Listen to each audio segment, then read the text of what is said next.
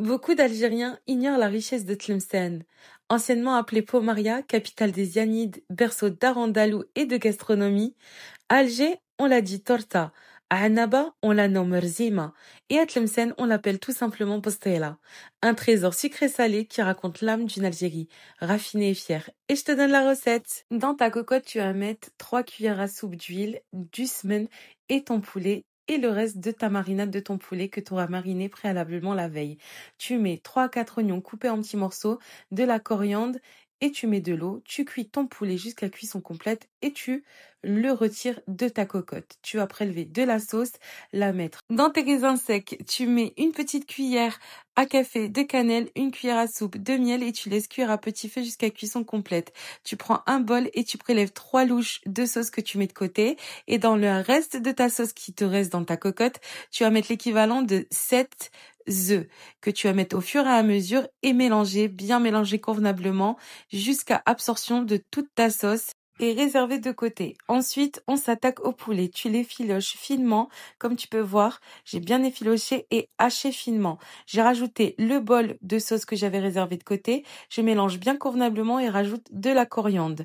On passe maintenant aux amandes que tu fais frire dans un bain d'huile jusqu'à obtenir une belle coloration dorée. Tu les haches finement. Tu rajoutes une cuillère à café de cannelle et 3 cuillères à café de sucre glace. Tu mélanges bien et tu rajoutes de l'eau au fur et à mesure. Tu sais que ta farce est prête quand tu peux faire ce geste en tapotant avec la paume de ta main. Ça forme une boule.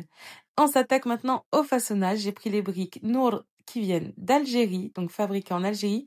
J'ai enduit mes feuilles de briques d'huile que j'ai fait frire de mes amandes. Vous les enduisez bien d'huile et vous les mettez dans le bol de votre choix. Vous mettez ensuite le poulet bien généreusement, vos œufs bien généreusement et vous allez mettre le confit. Le confit de raisin sec, t'en mets aussi bien généreusement et on finit par nos amandes grillées bien sucrées et tu refermes bien délicatement ta pastella en prenant les rebords de l'extérieur vers l'intérieur. Une fois que tu l'as bien fermé, tu prends une deuxième feuille de brique que tu mets dans ton petit bol et tu mets au-dessus ta pastilla et tu refermes de la même manière.